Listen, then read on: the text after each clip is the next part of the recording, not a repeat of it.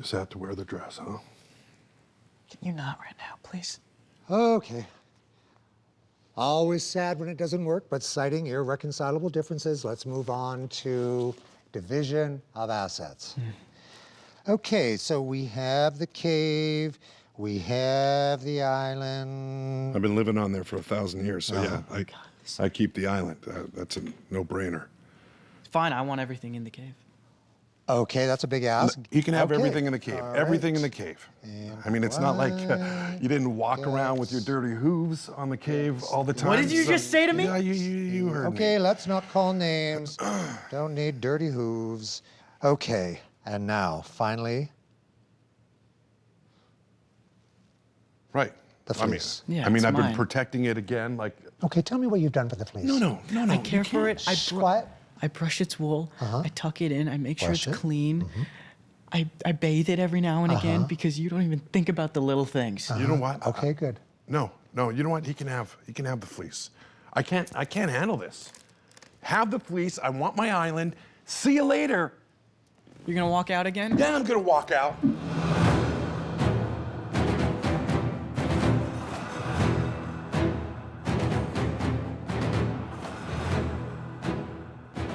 Episode 206. Welcome back to episode 6 of our podcast. I hope you had as much fun watching that episode as I had making it, because it was a lot of fun. And before we talk about 206, we've got to talk about someone else first. Andrew Mcllroy, our incredible acting coach. You've heard him mentioned a lot on this podcast, and it's for good reason, and I want to give a little bit of context about it. I first met Andrew Mcllroy on day 1 of arriving in Vancouver to shoot, and we were all told, oh, your acting coach is gonna bring you in a month in advance so that way you guys can prepare, which was already kind of weird to all of us. You know, we were like 14. We were like, we'll get there on the day and know our lines. But that month genuinely changed me as a person, and every single day I've spent with Andrew has changed me as a person. Before every take, he makes us say quest. I can't remember how it started, but before everything that all of us do together, we look at each other, we take a moment, and we say quest to remind ourselves that we're on a journey and that we're on an adventure, and that no matter what happens at the end of the day, it's a lot of fun. Quest. And Andrew is the one who started it. Before I walked out here to do this monologue, I looked at everyone behind the camera and I said quest. And that's the kind of effect that Andrew has on everybody that he meets. Action. Okay. Quest. Quest. He's made us all better actors, and I'm positive he has made us all better people. I would not be the man I am today without Andrew Mcllroy. And I hope you see why we all praise him so much when we bring him on, because he's coming on this episode. But before we bring out that legend, we can't talk about episode 6 without our first guest, who is equally as legendary and a student of Andrew's back in the day, my beautiful husband, Polly Aleks Paunoic. I have made this island a world unto itself. My world. All outsiders are enemies. Or food. I learned long ago. If you don't trust nobody, then you live. You mortals can't see that even with all your eyes. Aleks Paunoic, my beautiful husband.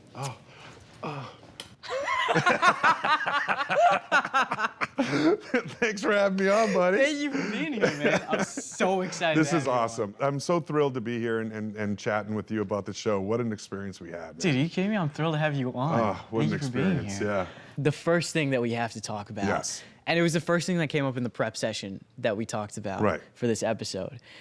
This isn't your first time playing a Cyclops, and it's also not your first time playing a Cyclops in the Percy Jackson universe. Isn't that insane? And now that was one of the things that, and I love him. Dan Schatz gave me a call. We worked together on C, and John, and I was just thrilled because I loved the show right off the top. When you guys had it in the first season, I thought you guys did an amazing job.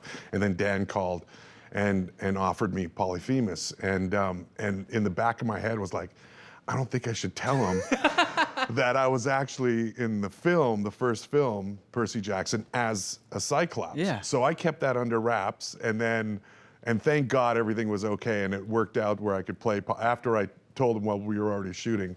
But the thing was, like, the Polyphemus of the first Percy, he was jacked, like ripped.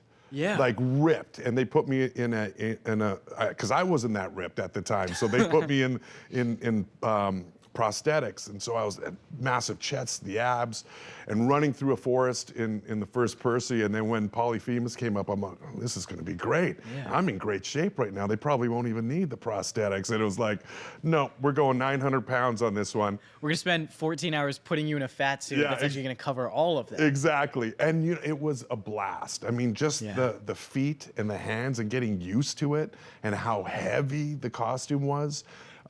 It was a workout in itself. I mean, when we were shooting on location, Yeah. I think it was in Kelowna, and running up the mountain and just making sure, and then we had to really figure out the weight of him, of how he would move, and there's not a lot of speed to him, but there's a lot of heaviness in his steps, and just understanding that, and then understanding that the feet are so big that I can't really drag them on the ground. I have to Yeah. take a little bit of a higher step.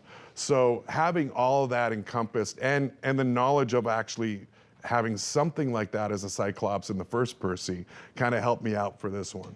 So while we're on that subject, Yeah. let's get into it. Let's get into the making of Polyphemus. Let's do it. What was that like? It was such a cool journey because I have a great relationship with your acting coach. Yeah. Andrew Mcllroy, who... Shout out Andrew Mcllroy. Shout out our Andrew. Incredible acting coach. And I've known him for close to 15 years, and I worked with him on other projects. I even did a play with him. We were both actors in a play. I didn't know So that. we've That's known awesome. each other for a really long time.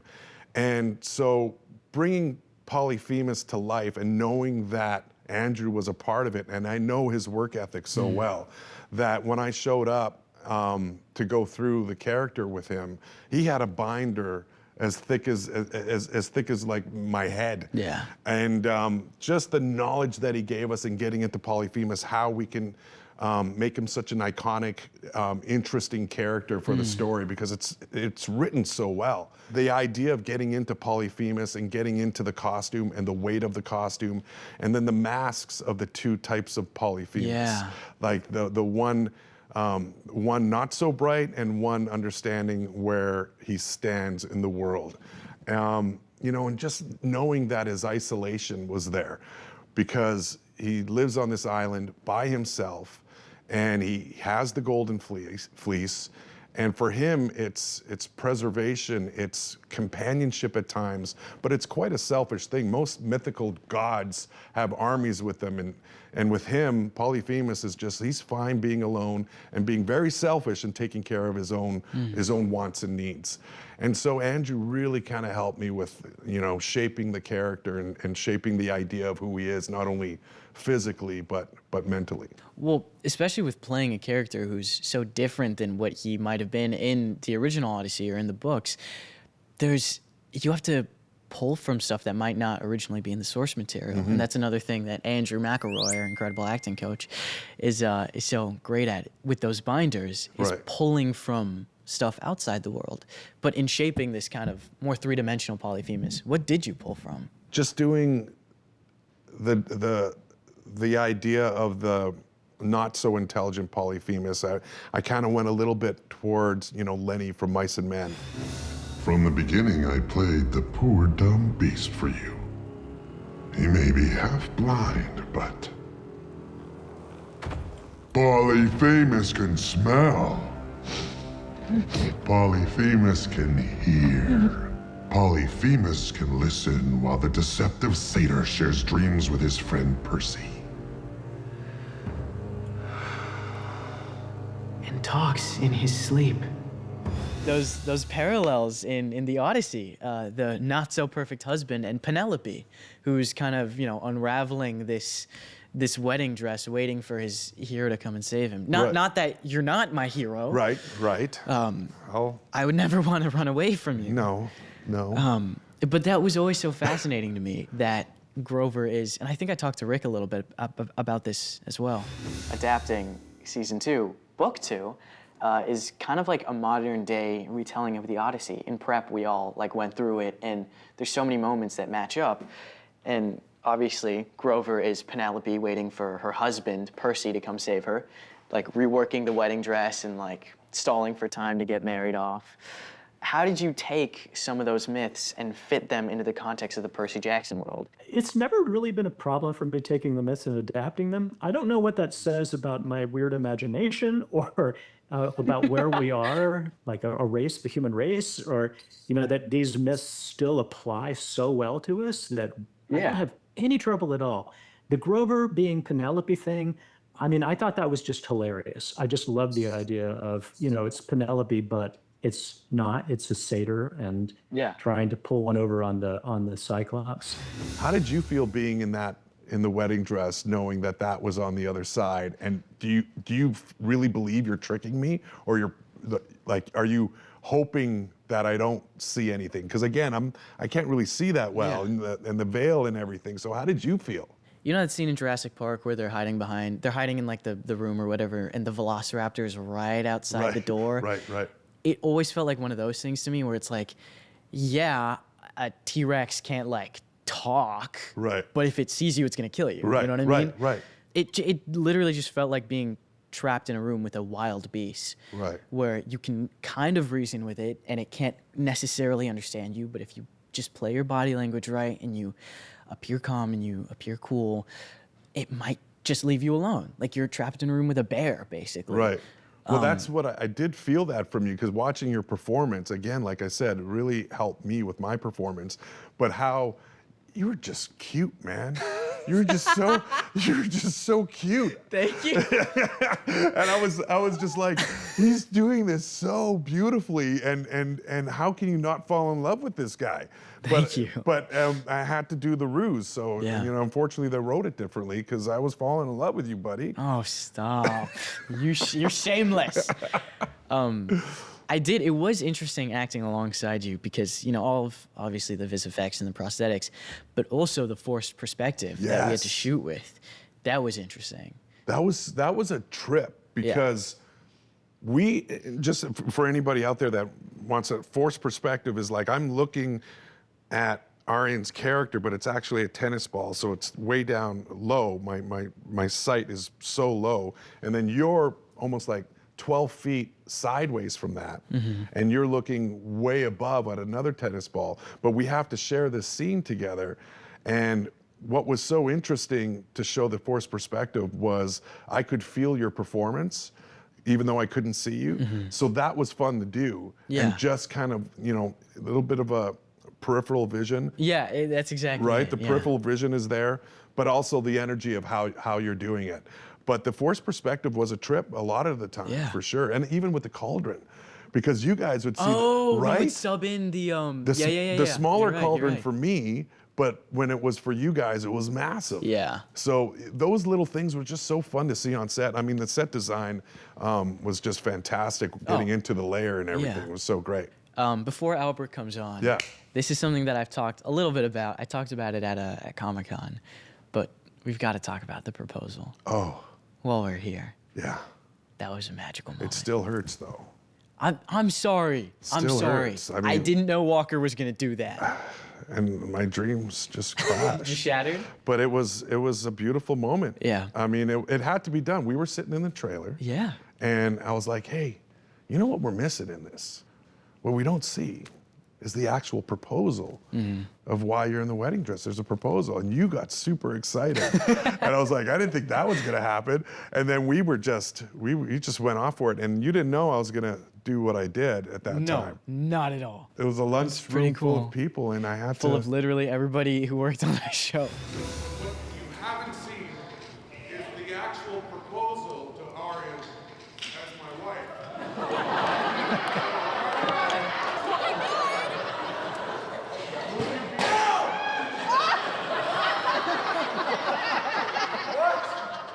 I object!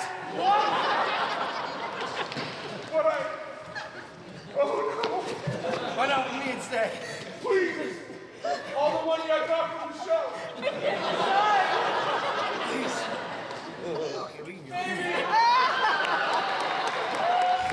It was one of those things, like obviously we had done all of our work together, but it's, you know, it's difficult when you're working with someone who you don't actually spend that much time with. Right. Because whenever I saw you, the first time I met you, you were in the whole Polyphemus getup. That was the Right. first time I saw you.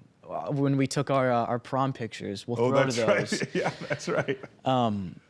I did want to get a little bit more into the differences between your Polyphemus and the original Polyphemus, and I think the person who would know best about that is our incredible writer, Albert Kim. Oh, yeah, buddy. How you Hey, doing? man. Hey, man. Good to see you. Thank you for being here. Thank you for Of doing course. this. By the way, is that Yeah. what I think it is? Oh, the golden fleece on the chair? Yeah, I've just been keeping that around. I thought Alex might want to take a last glance at it. A last glance? Yeah, before I. But thank you for being here. Of course. Let's talk about it. Let's talk about how you fleshed out Polyphemus. I think that's a pretty recurring theme. Yeah, no, I mean, it was a lot of fun because, you know, we get to draw from not only the incredibly rich source material of the Percy Jackson books, but obviously also all the way back to the Odyssey, right? So we get to pay homage to both sources. And the fun of adapting, I mean, one of the challenges, obviously, of adapting something like Percy Jackson is that there's such a huge, enormously devoted fan base who knows the stories inside and out. And you want to pay respect to that. You want to make sure that you hit all the highlights, everything that people loves about the original stories. At the same time, you want to give it your own twist. You want to be able to surprise even the most diehard of fans. And when we were talking about it, it seemed like Polyphemus seemed like one of those opportunities because, as you guys know, in the book, he's kind of a big, scary monster, but he's, let's say, a little slow, right? And we thought it would be a really Let's fun... cast Alex. I know he'd be perfect to play this idiot. No, but to be honest, like Alex, I mean, the thing that's great about Alex, obviously, is he's got the physicality so he can play someone like Polyphemus, but he's also got that incredibly intelligent, wise aura around him, and that's the thing that we wanted underneath all of that, right? So it was a big surprise, and in a way, it makes him a lot scarier. You know, the fact that he is canny, that he's smart, he's cunning, and he's actually laid a trap rather than just waited for Percy and the heroes to land on his island. He set this all up, and that's really the scary moment at the end of 205 when we reveal that, but we flesh it out fully in 206, and you see the full extent of his personality and what he's been like and what he's been dealing with all these centuries. Well, we also have another big change, which is the fact that Percy willingly hands over the fleece, which is a huge moment in the show. I think it kind of turns the entire show around. It's what gives us that momentum into the last arc of the season. Yeah, one of the character arcs we had been building all season long has to do with Percy's fatal flaw. And the fact that he would be willing to sacrifice the world to save the ones he loves. And we saw that stated explicitly in Cece's Island in the episode beforehand. But we don't see that actually play out until here, when he's presented with that choice. Save Annabeth or save the fleece, which could potentially save the world. Annabeth!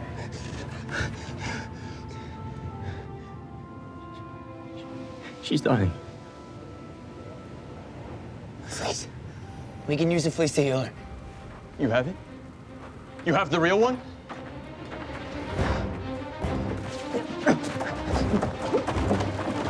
That's off! Now! Clarice. We need to give the fleece to Luke. Are you crazy? And you see the choice he makes, and that's when you realize, that's when it hits home, what it's going to cost him to save Annabeth. So it creates this incredibly emotional moment at a time when all this other stuff is going on. You know, there's fights, there's action, they're trapped in the cave, Luke is here, Annabeth's in trouble. All of this is going on, and Percy has to make that decision. It's not like he can sit around and think about it. He's got to sit there and go, like, what do I do right in this moment? And you see him make that choice. And it sets up, as you said, like the last 2 episodes of the season. Well, and this is just a testament to Walker's acting, but there's a moment where after he does it and he's just kind of standing there while Clarice is yelling at him, and he's barely listening to her. Or maybe he's listening to her too much, and it just, all of it weighs down on him, and he just sits and he just kind of crumbles, and his head is in his hands, and he just can't, like, get up because he's like living under the weight of this decision. Yeah, no, I think those are the moments that it's funny, as a writer, sometimes you want to just write in all this dialogue. But in that moment, I think in the script, it just talked about exactly what we were talking about. He's faced with this conflict, his fatal flaw, and all these things are going through his head. Annabeth, what happened, what Cersei told him, what Clarice is doing, Grover in that moment. But it's in that silence that Walker is able to pull off all of that. And that's what's amazing to watch. And that's one of the incredibly gratifying things about a writer, is being able to see that all come to life. You killed Camp. You probably killed Annabeth too. Great job, hero. Clarice, come on, he had to. How much does Percy know that Luke is just using him, or is Luke using him? Like, what does Percy believe in that moment? Is it strictly Annabeth is in trouble and she needs us to live, so that's what's gonna happen? Or is Luke lying to me? Is this, does he genuinely care for Annabeth, or is he just kind of saying that so he can get his hands on what he needed in the first place? I think he's weighing all of that in that moment. It all happens in a split second, right? Yeah. So like, I think he knows this is bad. I think he knows what Clarice is telling him is true, that if you hand over the fleece to Luke, you may be possibly dooming the world. But the thing that outweighs all of that is the fact that Annabeth is lying there dying in front of him. And he just cannot get past that. Clarice, I'm not giving it to him. Even to save her life? I'm not sacrificing the quest. Annabeth would understand. She would know that this is bigger than any of us. Clarice, you said you'd never let another warrior fall in the battlefield. If you could prevent it, not on your watch, not again. Annabeth is a warrior, just like you. Those men. No! Hey! No! Luke, hang it! Dang it! Jackson, stop!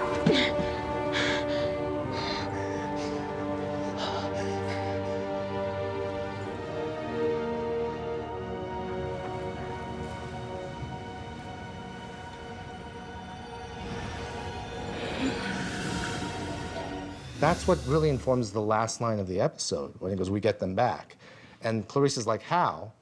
He doesn't have an answer. He just knows that he's going to do that. And that's kind of the fun of the character. You know, he sets his mind on doing something. He has no idea how he's going to do it, but then he goes ahead and does it. You know, and that's kind of the nature of him as a hero. In writing what you did, I mean, even with the Polyphemus, the swing that you end up doing, where did that idea come from?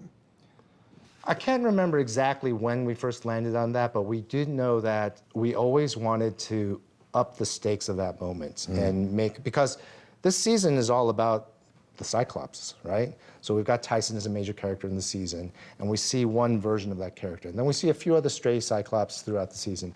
But the king of all of them is Polyphemus. And we knew we needed to put a twist on Polyphemus to make him seem both different from and also the epitome of all the ones we've seen. Right. So we needed to make him scary, we needed to make him big, physical, but also really, really smart. And someone who's experienced thousands of years. And again, one of the things I thought was brilliant about what you brought to the role was you could feel centuries of experience, you know, informing all your decisions. There's a moment I love when Clarice is tied up and she's trying to taunt you, and she goes like, "I think you're scared." I think he's worried. Scared. That our reinforcements are coming for him. True.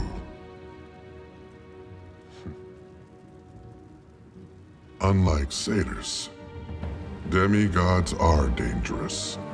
Heroes will cross oceans to save their friends, to be together again. And when they do, I'll be ready. The stuff on location was pretty gnarly, and it was hot.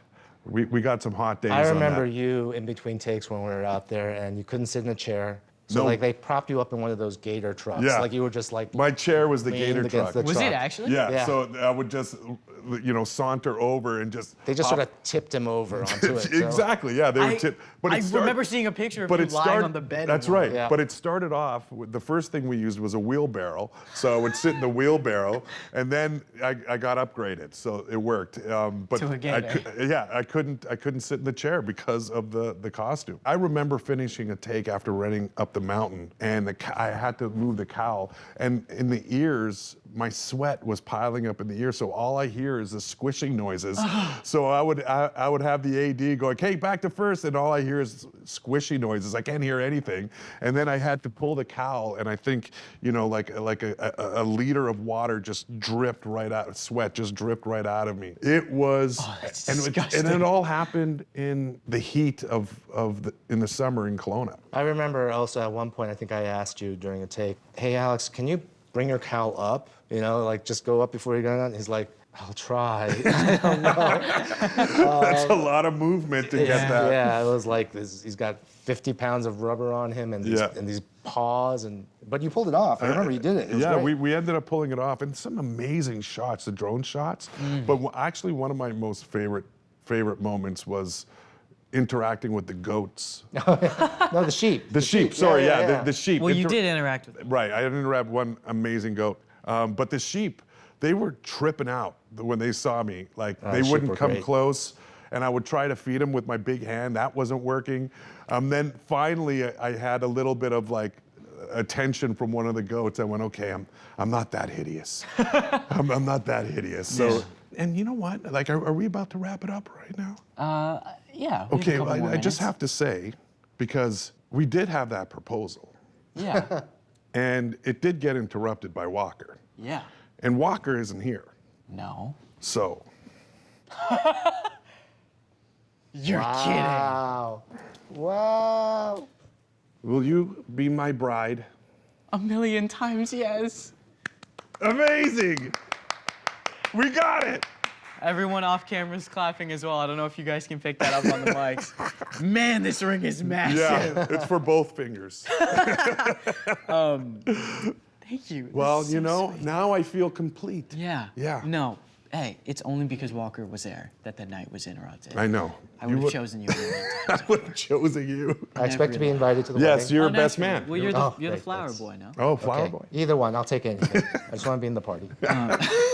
Thank you guys for taking the time to be here with us. I'll see you obviously at the vow rehearsals. Yeah, absolutely. And the rehearsal dinner. But thank you guys. Thanks. Thanks, being man. here. I'd like to introduce our next guest. You may have heard his name a couple of times before. Our incredible acting coach, Andrew Mcllroy. Thank you. Thank you for having us. Thank you for having me. Sorry, I'm just so used to saying that whenever I'm around you. I have this very vivid memory of filming. I've got a lot of vivid memories with you. No, this one's good, and it's not about us, thank God. But of filming 206, there's this moment after Daniel fights Polyphemus, Yeah. and you walked up to Walker and I, and you were like, "I want you guys to look at what he's doing, almost subconsciously with his body." Tyson is already pretty hunched, but he kind of knows how to balance himself, Yeah. and he's learned how to do that. Yeah. But after he, basically kills a brother, Yeah. who we never even had the chance to talk to, you told us to kind of watch how he had this slouched, and he was slanted. It was like he couldn't stand upright. Yeah. Which is a huge part of playing Tyson for him, is Yeah. always making sure that his spine is straight. Well, he's working from the child, because we had Tyson working from the child, and the child center is often here, it's up here. So that means that the shoulders are back, and you're exposing hope and innocence and a desire that things work out. So when that got broken, I found it heartbreaking, but I'm watching on a cellular level. I'm going, well, what vertebra just moved slightly to allow that little micro moment to happen? And he broke the spine. I think I've said that to you every now and then, like the character's spine gets broken, and it's subtle, because I think we build character vertebra by vertebra, by molecule by molecule, by Lego by Lego by Lego, and our writers ask that we accept language word by word by word. Like you'll never get a situation where there's a bunch of words under one umbrella. It's always like, well, here's a chunk of change, and I bet that there are at least 3 lanes of traffic in any one paragraph. So, we're always sort of doing spinal work or vertebra work even when we're analyzing text, yeah? Yeah. Does that make sense? Yeah, 100%. Yeah, cool. One of the most incredible pieces of physicality work in this season is Charlie, switching from young Luke to adult Luke. And he talked a little bit about it, but that exercise that you two did where you sent him out into the city, I want to hear, did you take a video of this? I did. I was walking beside him videoing it. We didn't have a lot of time, and he was more like runaway teen. Yeah. It was more the perils, and the same thing happens to Tyson. We spent a lot of time talking in depth about what it is to be a teen out there, the predators, what you would have to sort of accommodate, what your survival strategy would be. So yeah, I put him in a hoodie. He was freezing cold. Met him in his apartment building. Didn't really talk to him, which I've done to you when I've improvised. Like, I just don't even talk. Yeah. I just kind of put him right into it, gave him $5. No, I gave him whatever I had in my pocket. Maybe it was $3.50 or something.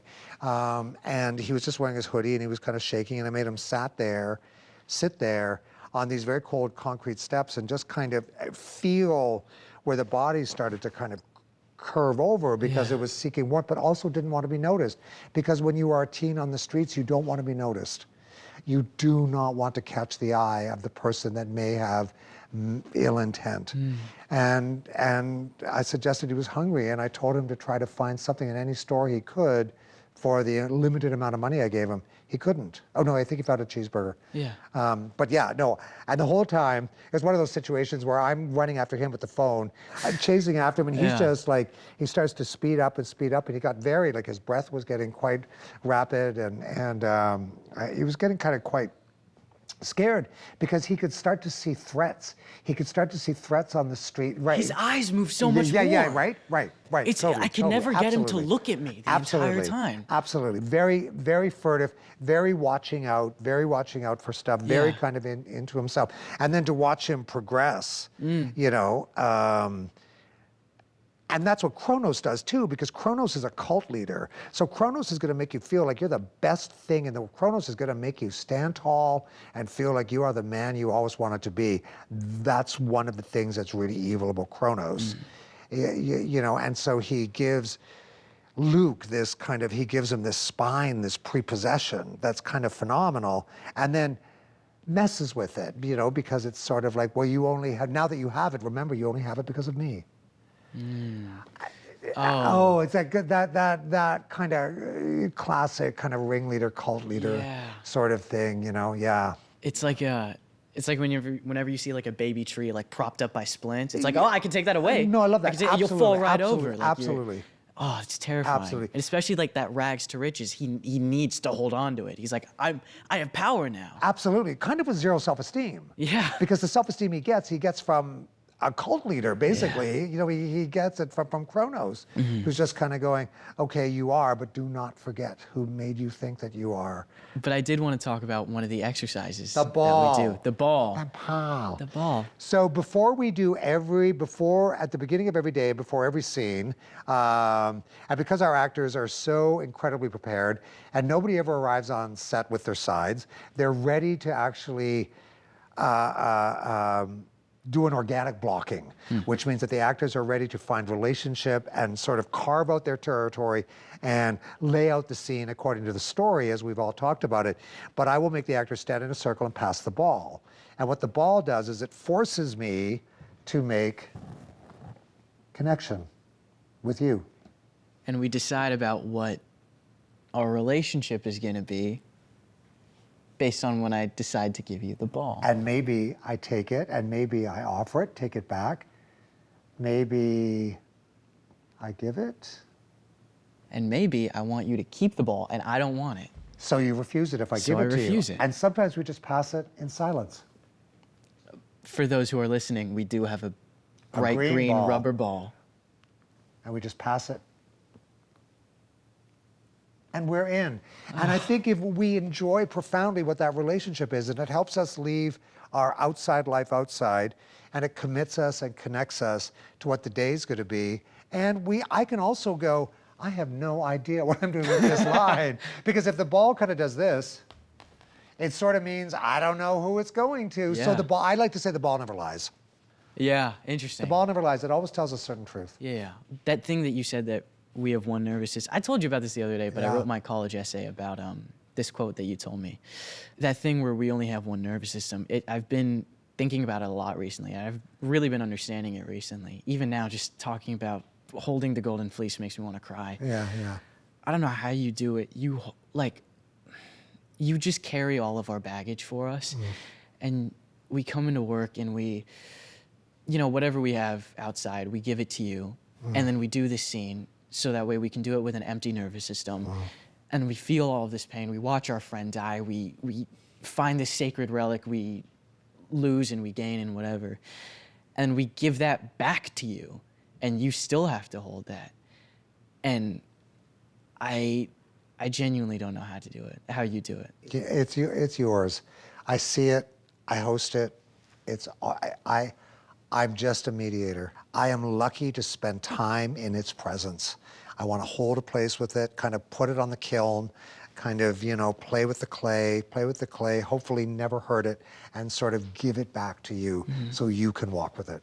I think that's kind of the best way to describe what you do. And if that's what you feel, then I'm doing my job. I don't think there's ever been a day where we're like, I could have done that without Andrew, There's genuinely One day never you'll have been to. a day. I'll keep billing you. Thank you. Yeah, long into your 50s, but Anytime I talk about you, I'll get a bill in the mail. Yeah. Speaking of being with a show for this long, you've known me since I was 15. I have. Just weird to think about. I have. What does this cast mean to you? That's a very broad kind of difficult question to ask and answer. What does this, that's a really good question because, I keep my distance. There's a part of me that keeps my distance. Like, you'll never see me at a function. No. It doesn't mean I don't have great love for you guys. The cast as a company is an incredible, I never in my life dreamed that I would hit my 60s with this incredible group, this ensemble of incredible young talent that I think is going to change the world. Not exaggerating. I think you will go on to do things that is remarkable, each of you in your own right, each of you with your own voice, You mean a lot to me. I look forward to getting up Saturday morning, because Saturday morning is when I write my notes, and I replay your week. And I go through what everybody did during the week, and I make notes specifically to that, or thematic notes around that. And I don't know that I've had really, even when we had that long break between 1 and 2, it still felt that we were sort of connected. I know exactly what you mean. Do you know what I mean? So I will know what this cast means to me horribly when we don't have this learning curve to share together anymore. It's sad, right? You know what I mean? No, I don't want to talk about it either. But that's what the cast means to me, and it's also because you can hold anything that I've been working on as an educator for like 40 years. I can bring that to you, so it's an incredible laboratory. Not that it's a Frankenstein laboratory, but it's incredible. Yeah.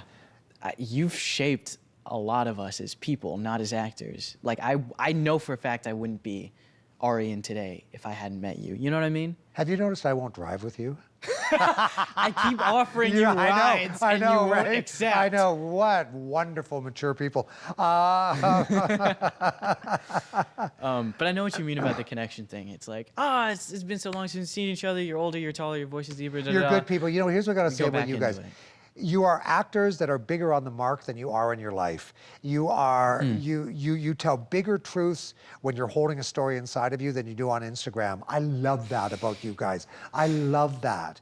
Do you know what I mean? Like, you are, of course, famous, but you're not celebrity actors. And I'm sorry if anybody gets offended by that. But those are just two different jobs. No, they're two different jobs, and you're interested in taking up room because you are a storyteller. You are an actor that does the serious, quiet work of the professional actor. That's what you are as people, and that's who you are. It's incredible. Thank you. You're welcome. And for our final question, I've never met anyone in my life more committed to this craft than you are.